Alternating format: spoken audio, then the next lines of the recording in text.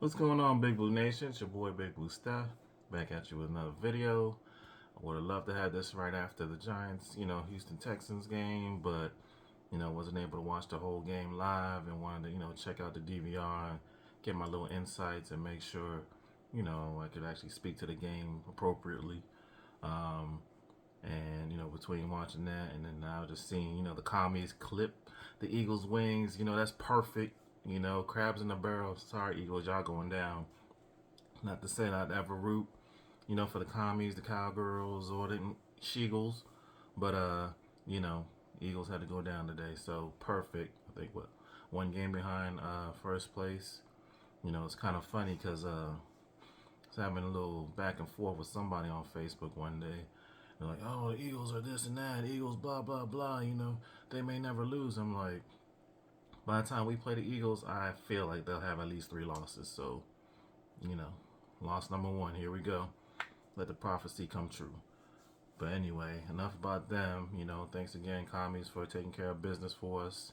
And y'all see us later this year. But going back to this Texans game, man, it would have been nice, really, to. Well, first of all, thank you for being 72. I mean, at this point, 5, 6, 7, 8 years ago, we weren't even thinking about playoffs. We're thinking about, damn, all right, who we drafting? Who's coming out this year? Who's the Heisman winner? Do we have a chance to draft them? At this point, you know, we don't even have to think about that. We're thinking playoffs. A lot of times you don't even want to think about playoffs, but now we're really, solidifying our place within, the NFC.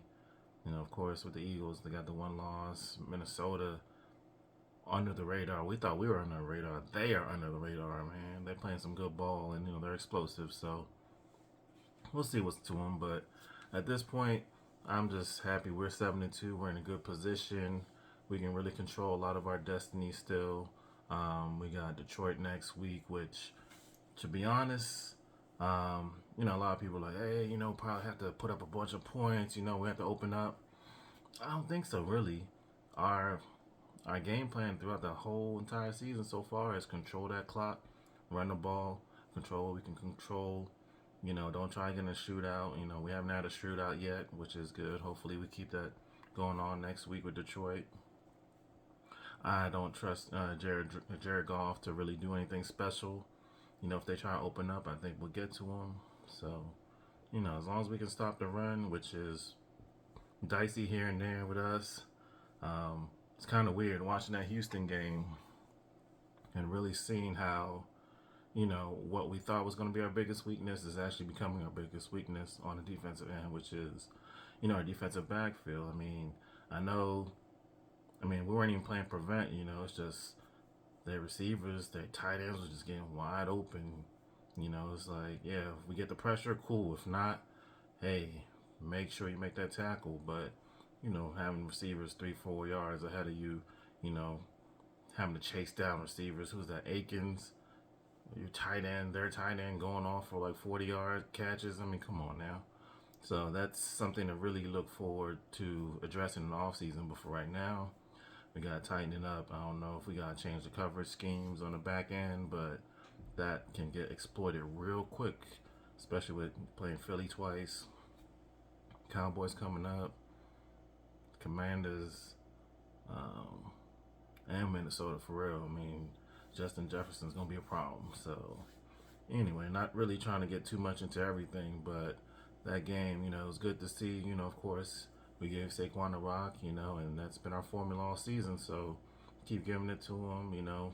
I thought they were going to use DJ a little bit more, but considering we were kind of controlling the clock with just Saquon and throwing a little bit of Breida, and DJ was actually on point with the passes.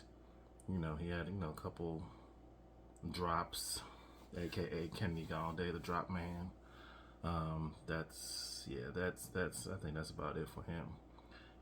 Kind of had a little faith or a little hope that he was gonna come around, and I don't know. He got the Tyrannosaurus arms, T-Rex arms. He didn't extend out, even though it was a little bit out of his reach. But being 6'3", 6'4", I'm sure his arm length got to be like a 37, 39. He could have reached out and made a better play on that ball. But the other one going straight across the middle when he just flat out just dropped it. that to me tells me he's just mentally not there. He's Evan Ingram on a whole new level.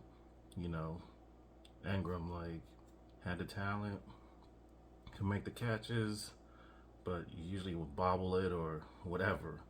I mean, I think it became mental with him. That's why we had to get rid of him.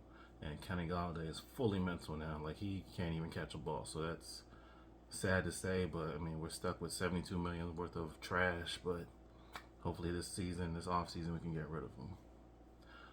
But yeah, beyond that, you know, loving what we're doing. You know, we still fighting for day ball, and we just gonna keep grinding on. Detroit, here we come.